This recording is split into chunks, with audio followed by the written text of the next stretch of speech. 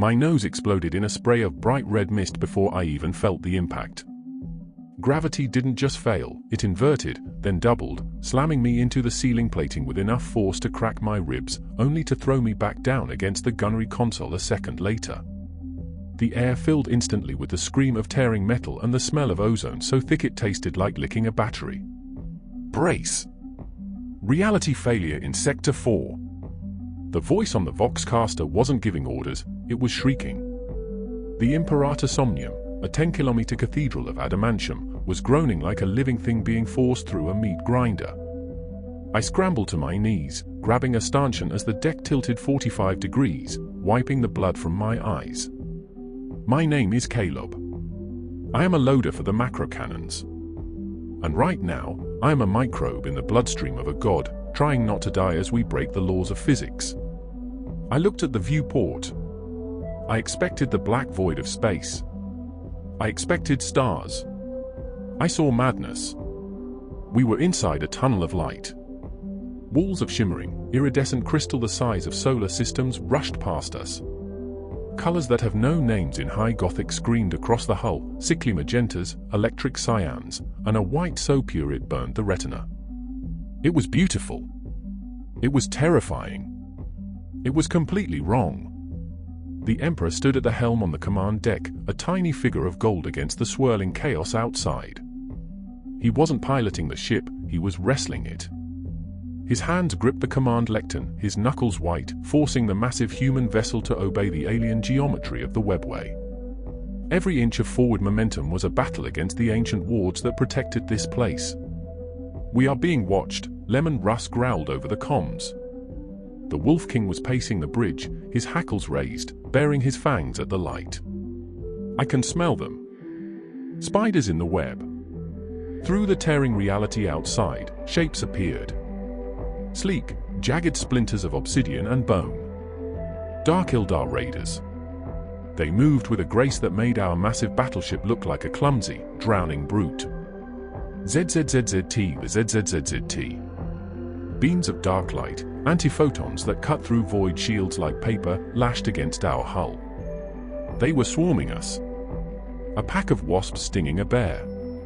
"Hold on to your souls," the Emperor commanded, his voice strained but iron hard. "We are arriving." The tunnel ahead widened. The swirling colors opened up into a vast, impossible cavern. A city hanging in the void, illuminated by stolen suns and the dying screams of a billion slaves. The first spire we hit didn't crumble, it vaporized in a cloud of diamond dust and screaming meat. The Imperator Somnium plowed through the outer districts of the Dark City with the subtlety of a tectonic plate shifting. A kilometer-high tower of obsidian glass shattered against our void shields, sending a shockwave through the hull that threw every unsecure crew member into the bulkheads. The sound was a high-pitched, tearing shriek that bypassed the ears and vibrated directly in the bone marrow. I dragged myself up from the deck plating, spitting out a tooth that had been knocked loose by the impact. My name is Caleb. I am a loader for the macro cannons. And as I wiped the blood from my eyes and looked out the fractured viewport, I realized that we had left the sanity of the galaxy far behind. The dust cleared, and Commorragh revealed itself. It was not a city. It was a malignancy. It didn't sit on a planet, it coated the inside of a dimension like black mold. Billions of spires rose from the abyss and stretched into an infinite, bruised sky. They were carved from a material that seemed to drink the light, black crystal, wraithbone, and solidified shadow. The architecture defied every law of physics I knew. Inverted pyramids hung suspended by nothing but arrogance, connected by razor-thin bridges that spanned gaps wide enough to swallow moons. And the light! God Emperor save us, the light! It was a chemical assault on the senses. The city was bathed in a neon twilight of sickly magentas, radioactive greens, and electric blues that felt cold and oily to look at. It didn't look like a place where people lived. It looked like a vast, glittering machine designed to extract pain. Even the air inside our ship changed.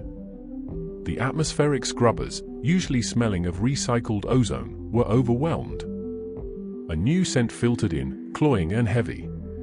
It smelled of expensive perfume, rotting orchids, and the sharp, metallic tang of dried blood. It was the scent of a slaughterhouse that had been doused in aphrodisiacs. On the command deck, the Wolf King paced, his boots crushing the glass debris on the floor.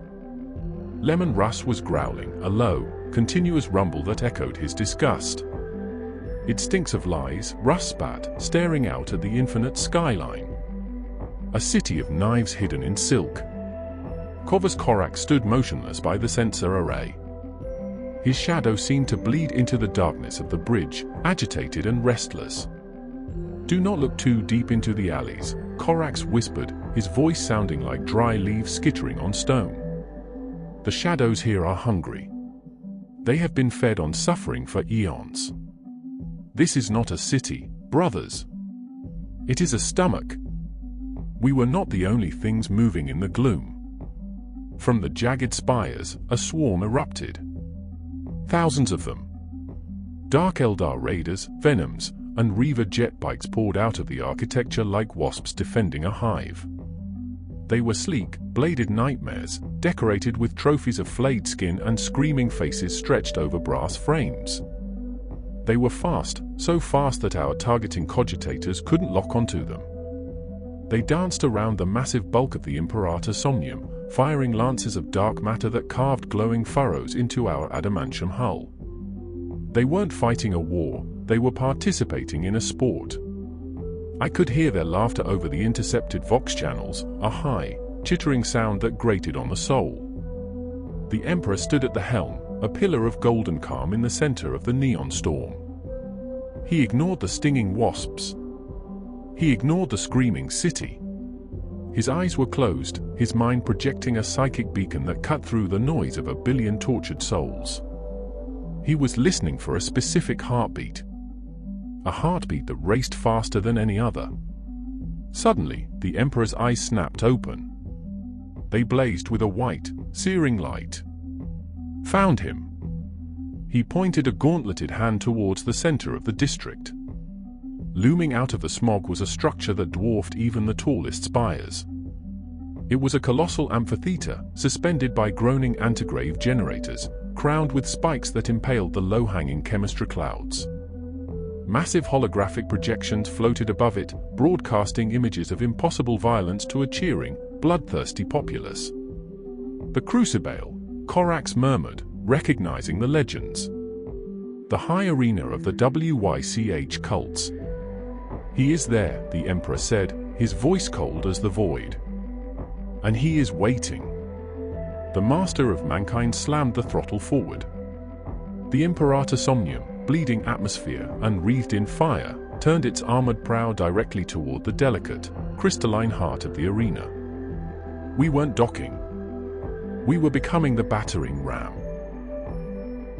The sound wasn't an explosion. It was the shriek of a city being murdered.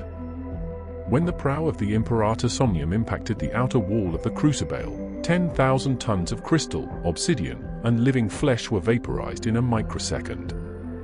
The ship didn't stop. It plowed through the VIP stands, grinding palaces and floating pleasure barges into glittering dust beneath its adamantium keel. The deceleration threw me across the deck with such violence that my safety harness snapped like a piece of wet thread, flinging me into a bulkhead. Blackness took me for a moment. When I opened my eyes, the world was sideways, and the air was filled with a fog of diamond dust and pulverized stone. I dragged myself to the shattered viewport, spitting pink froth, expecting to see the vacuum of space or the fires of hell. I saw an audience. We hadn't destroyed the arena. We had just become the main event. The dust began to settle, illuminated by the flickering, malfunctioning holographic advertisements that drifted through the poisoned air like ghosts. We were resting in the center of a bowl the size of a tectonic plate. The scale was nauseating.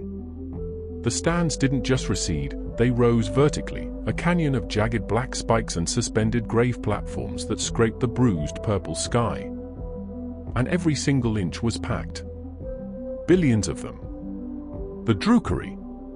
The true kin.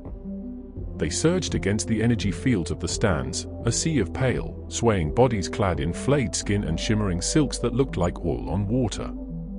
They didn't scream like humans scream. It was a high, wet chittering sound, a wall of noise that vibrated the very fillings in my teeth. The smell hit me next, a wave of pheromones, high-grade combat stims, and the metallic tang of fresh blood. They were cheering. They were throwing flowers made of razor wire and goblets of wine onto our burning hull. To them, the crash of the Emperor's flagship wasn't an act of war. It was the most spectacular entrance in the history of the WYCH cults. "Look at them," Leman Russ growled from the command deck above, his voice amplified by the ship's dying voxcasters. "They are laughing. They think we are entertainment." I looked down into the arena floor. The impact of the ship had carved a massive trench through the reactive glass floor, exposing the grinding gears of the death traps beneath. But the center of the killing ground, the eye of the storm, was untouched. And there, standing amidst the wreckage of 1,000 previous battles, was a single figure. He stood atop a mountain of corpses. These were not men. They were nightmares, towering grotesques with syringe fingers, multi-limbed clawed fiends, and things that defied biological classification, all hacked apart with surgical precision. The pile was so high he looked down on the rest of the arena like a king on a throne of meat. The figure was clad in artificer armor of blinding white ceramite, trimmed with gold that shone with a clean, sharp light, cutting through the sick neon haze. A cloak of red fur, the pelt of some Fenrisian beast, hung from his shoulders, unmoving in the windless air. His top knot was black as ink, a warrior's plume against the madness. He held a sword in one hand, a dao, curved and elegant. It didn't drip blood. It was so sharp, the blood simply slid off it. Jaghatai Khan. The Warhawk. The great Khan of the White Scars. He wasn't looking at the crowd. He wasn't looking at the monsters he had slain. He looked bored. He looked like a man who had been perfecting his art for 3,000 years and had run out of canvas. He looked up at the shattered prow of our ship. He saw the Emperor standing amidst the sparks of the command deck. The Khan smiled. It wasn't a savage grin like the wolf. It was a smile of arrogant, lethal amusement. He raised his sword, pointing the tip at the Emperor. "You are late, father." His voice didn't need a voxcaster. It cut through the roar of the billion spectators like a thunderclap, clear and bell-like. "I have already killed the warm-up act," Khan shouted, gesturing to the mountain of dead monstrosities beneath his boots. "The Wyshs are boring. The beasts are slow. Did you bring me something faster?" Around him, the massive obsidian gates at the far end of the arena began to grind open. The crowd's roar intensified, shifting from excitement to a blood frenzy. Deep in the shadows of the tunnels, engines revved, the high-pitched, tearing whine of antigrave jet bikes pushing the laws of physics to the breaking point. "Here they come," Corvus Corax whispered from the shadows of the bridge. "The Reavers. The Hellions. The Speed Freaks." The Khan didn't flinch. He spun his sword, a blur of silver light. He didn't look like a prisoner being rescued. He looked like a predator who had just ordered delivery. "Caleb," the gunnery master screamed in my ear, his voice panicked. "Target the gates. Fire at will." But as I reached for the controls, I saw the Khan move. He didn't run. He vanished. 1 second he was standing on the pile of corpses, static and regal. The next, he was a white blur streaking towards the opening gates, moving faster than the eye could track. He wasn't waiting for us to save him. He was racing us to the kill.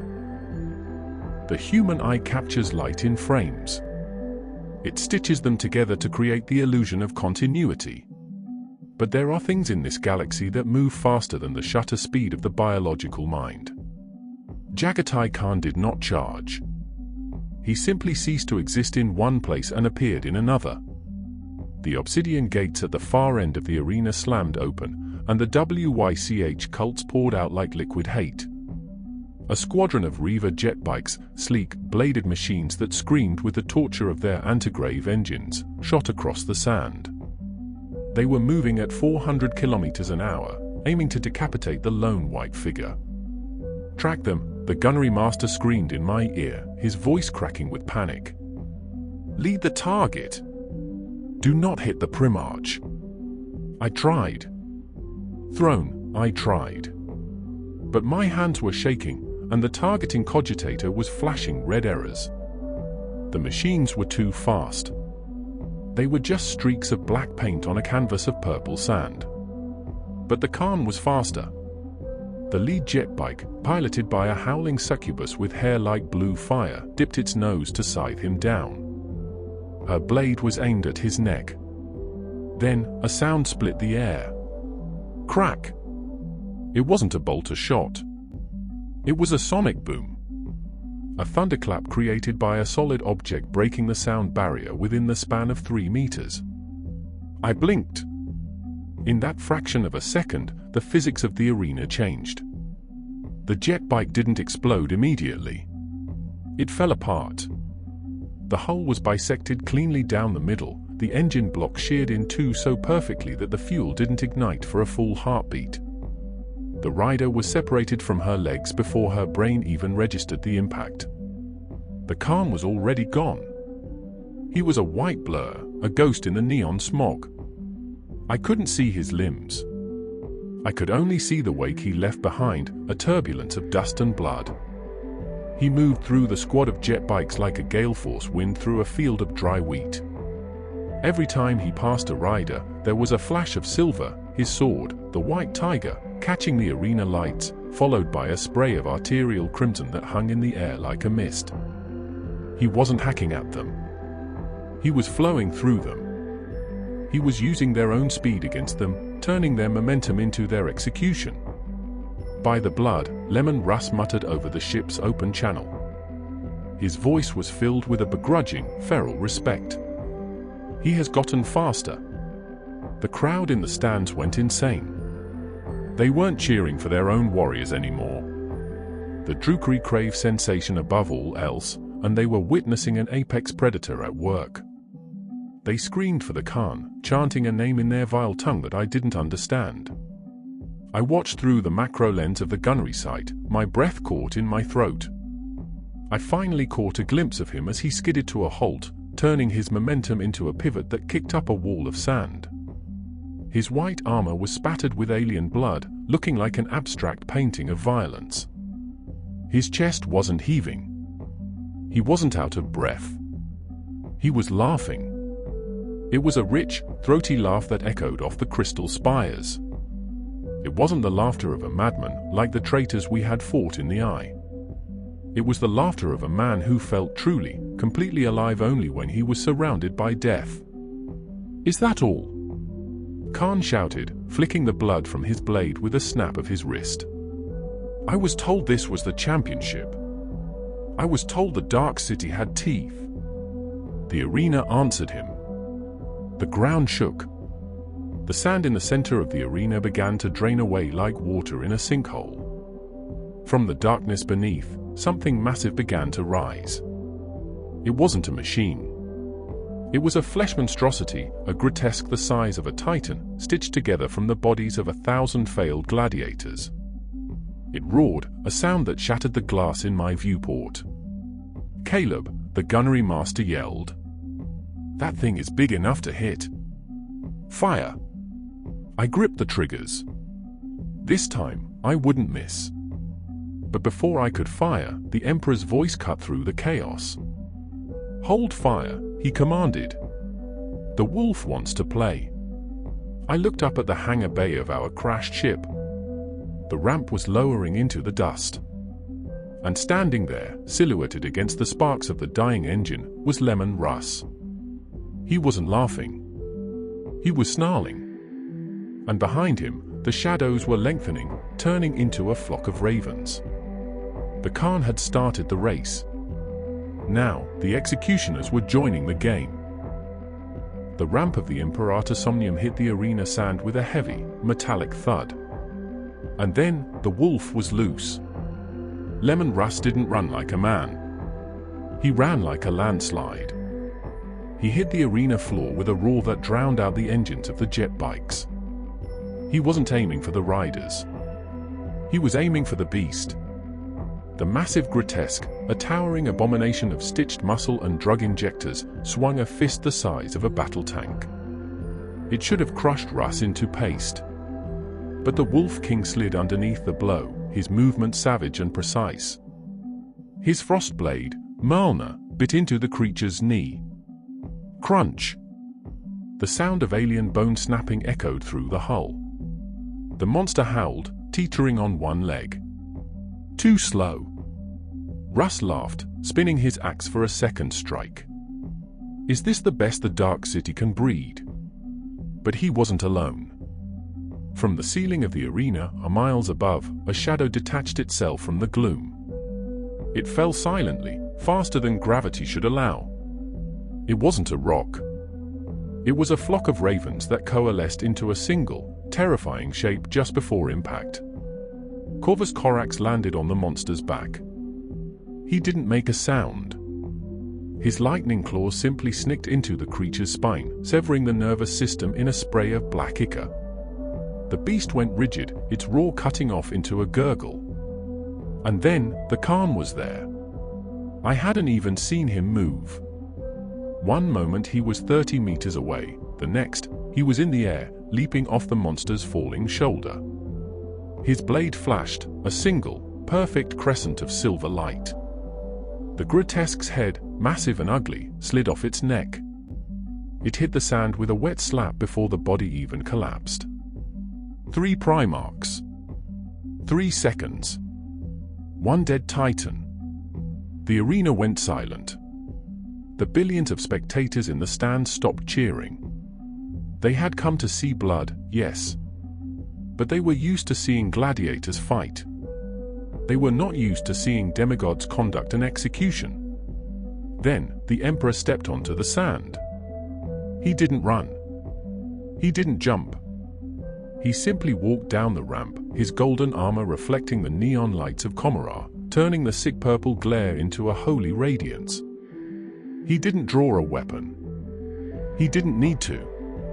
A wave of WYCH cult warriors charged him, 100 screaming banshees looking for glory. The Emperor looked at them. Psychic boom. It wasn't a sound. It was a pressure wave of pure will. The lead warriors simply ceased. Their armor crumpled, their minds burned out, and they fell to the sand as empty husks. The rest skidded to a halt, terror finally piercing through their combat drugs. I watched from the gunnery deck, my hands trembling on the controls. I had seen war. I had seen the Astra Militarum grind cities to dust. But this? This wasn't war. This was mythology coming to life. Jaghatai Khan landed softly on the sand, wiping his blade on the fur of his cloak. He looked at Russ, then at Corax. "You took your time," the Khan said, sheathing his sword with a click.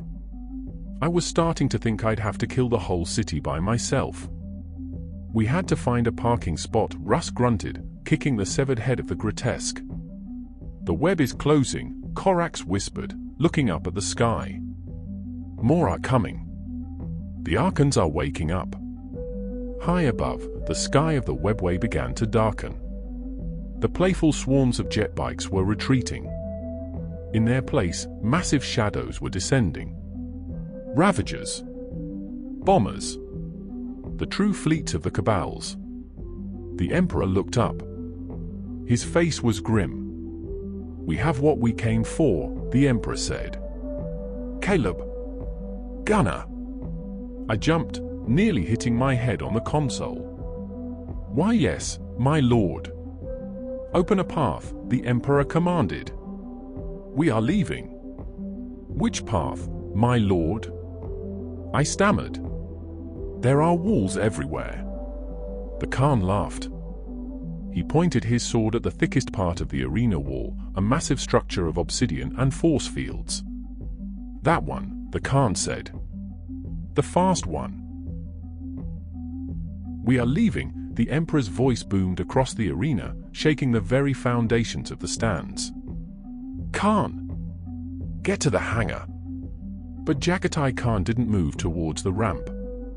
He looked at a fallen Reaver jet bike, a sleek, bladed machine that was still humming with antigrave energy, its rider dead on the sand. The Khan smiled. It was a wicked, joyful smile. "This ship is too slow, father," Khan shouted over the roar of the waking city. "It steers like a brick. I will clear the road." Before anyone could stop him, the Primarch leaped. He landed on the alien jet bike.